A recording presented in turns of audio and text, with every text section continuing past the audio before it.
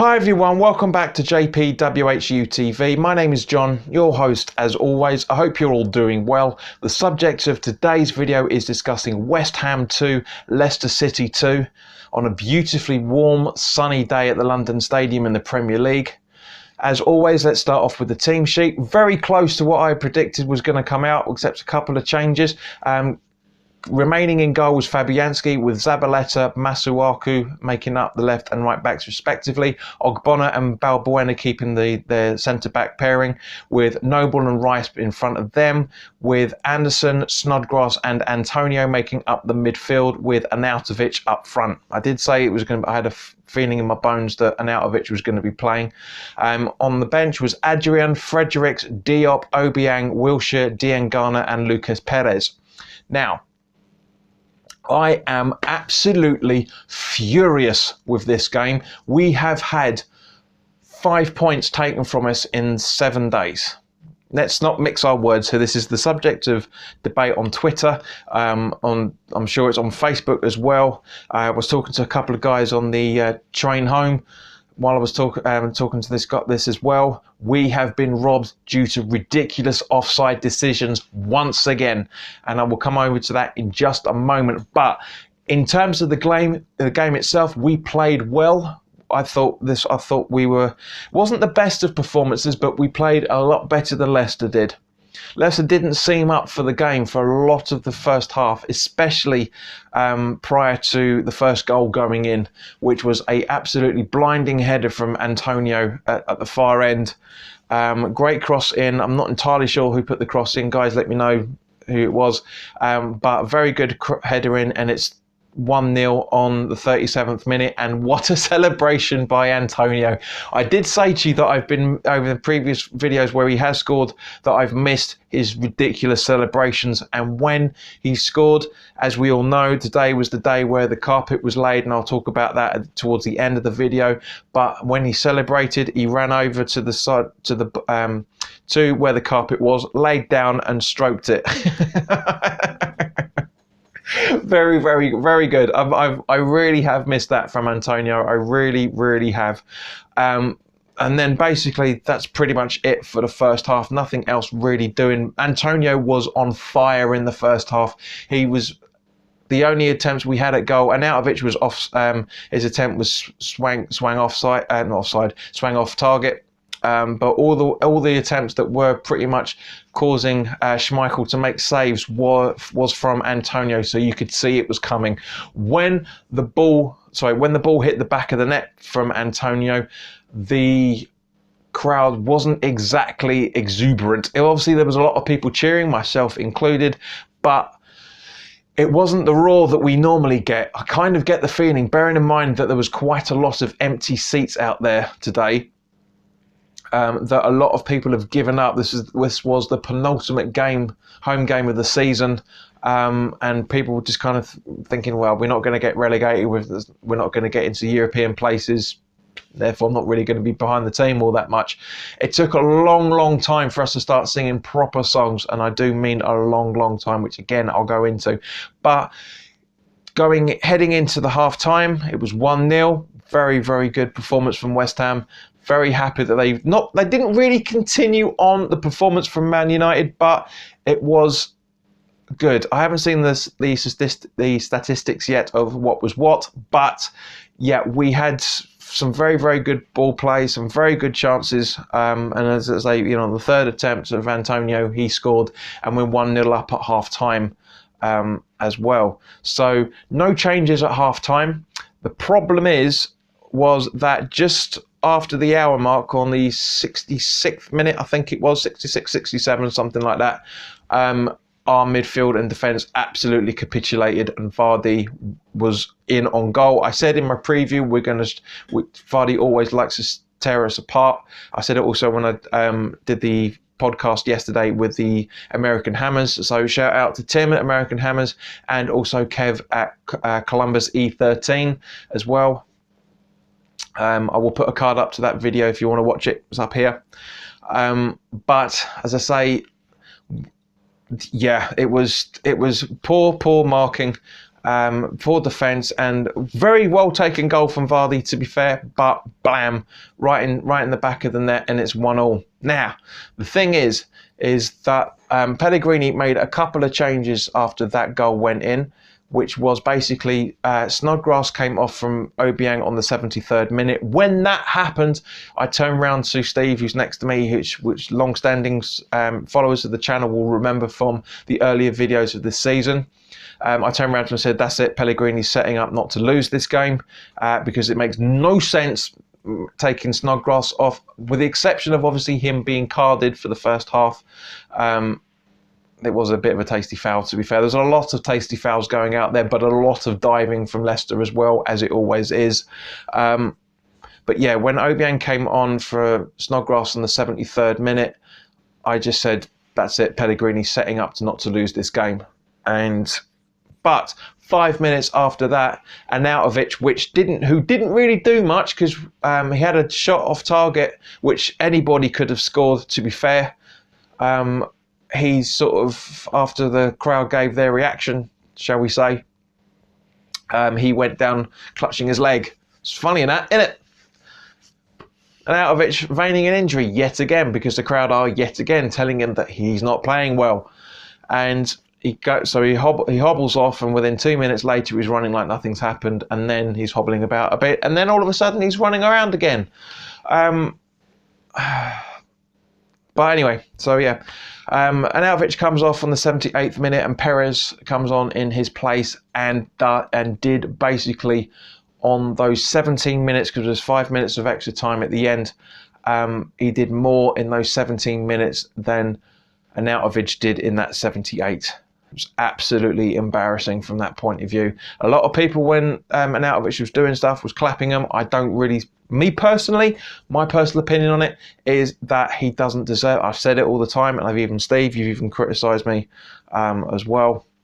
Sorry, Richard, I should say, has criticised me about my attitude towards to Arnautovic. I'm not saying Perez is any better than him, but he is playing like a striker should be, and Arnautovic just isn't. It just isn't. Let me know in the thoughts on the comment section, guys. But for me, I just don't think Arnautovic is just here anymore. He really, really isn't here. He tries. I'm not going to disagree with that, but he's not trying hard enough, as far as I'm concerned. And quite a lot of us are of that same opinion as well. But Perez comes on, as I say, on the 78th minute and scores within 5 minutes of being on the pitch. Very, very good goal from him. I think it was Anderson who went for the ball, hit the post. And as I've always mentioned for years and years, we need a striker that is going to poach for the second ball, and he did, and he clipped it in, and it's 2-1. Absolutely brilliant.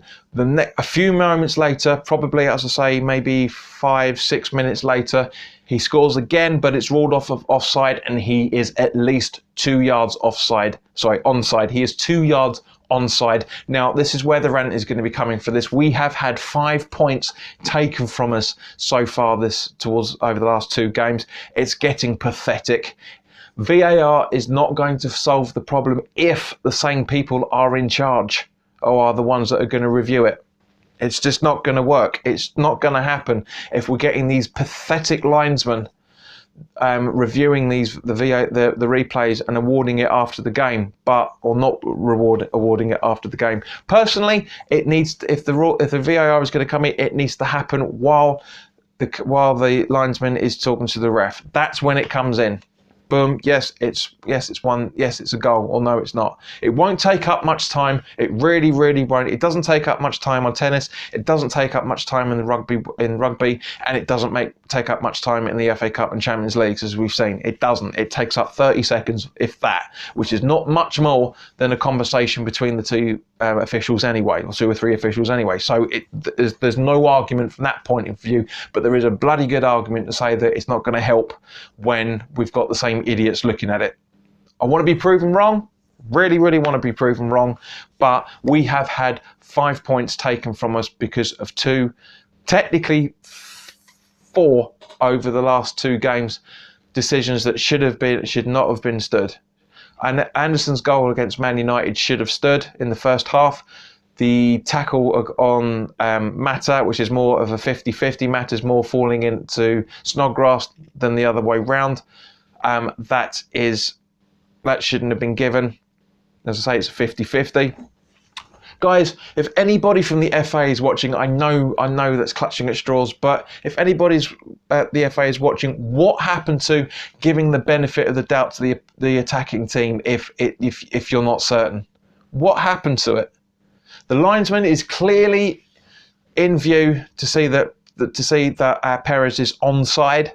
We all saw it in the Bobby Moore lie. How can you not see it? The ref had an absolutely perfect view of it from what I saw. You know, at the end of the day, we're further away than he is. We've got more people in front of us than he does. How was that not called? How was that not stood? If that was 3-1, that would have been the game. Boom. But no, it was ruled off. And on the 85th minute, Noble came off, who had a very, very good game. Very good. And Wilshere came on. And, you know, to his credit, he got around a bit. He did a few little passes here and there. But for a bloke I never thought we'd see again this season, I'm not really disappointed with it at all. The problem is on the 92nd minute, so 2 minutes into the second, into injury time, Barnes scores almost an identical goal to the way that Vardy scored as well. Even Steve turned around and said, "Is that Vardy again?" And I said, "I'm not sure." But this is just getting pathetic, guys. So it's 2-2, or it's a point's a point, you know, blah, blah, blah. Allardyce, respect the point. Blah, blah. But this is becoming too much of a frequency. Yes, I know we've only got 3 games left. And I'm very, very happy to say that I will be going to Spurs away next weekend. So keep an eye out for that. It's an early kickoff, so I'm not looking forward to getting up early on a Saturday. Especially having a 4-day week and a long 4-day weekends we are currently having for those who don't work on bank holidays. But as I say, very happy. We should have come away with all 3 points yet again. We've had points taken from us yet again.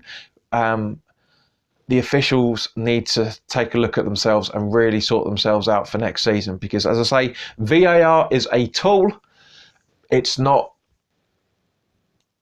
the reason why we're going to get more points. Everybody's hoping it is, and there are going to be reviews with VAR next season where they say, yes, actually, yes, that should have stood, that shouldn't have stood.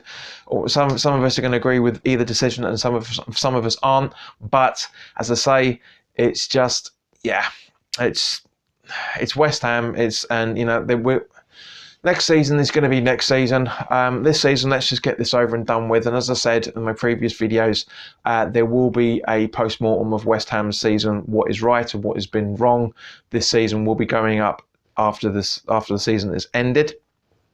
So in the meantime, guys, thank you very much for your time. If you're new around here, or you're watching my videos on a regular basis, because of 91% of external searches for my videos are coming from Facebook, so that means that I'm not getting as many subscribers watching as normal.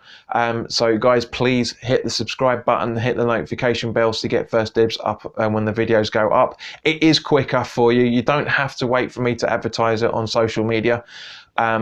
If you like the video and you feel I deserve it, by all means, please click the like button.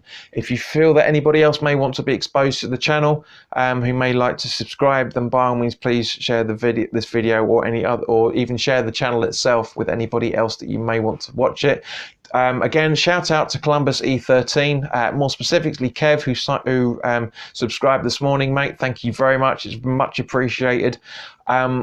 All advertising will be up on Instagram now, because my latest video where I talk about the 19 to 20 season fixtures has had some fantastic exposure from viewing figures. Thank you very much for that, guys. So if you want to reach me on find the post on Instagram and Instagram TV. Still trying to figure out how to do decent videos for Instagram TV. You can find me with username at JPWHUTV. You can find a group and a page on Facebook for the channel, again at JPWHUTV. Tweet me or follow me on Twitter at JPWHUTV, Reddit at JPWHUTV for those Americans that are watching, and also you can find me on fanvibe.com, again at JPWHUTV. So thank you very much for your time. Enjoy the rest of your bank holiday weekend, and you will see me at some point within the next few days. I'm either going to do a news roundup video tomorrow or Monday. If that doesn't go up, then you will see me for the Spurs away preview in the middle of the week. So in the meantime, guys, as I said, enjoy your Easter weekend. Drink a lot to try and numb this pain for the second week in a row now. And I will see you soon.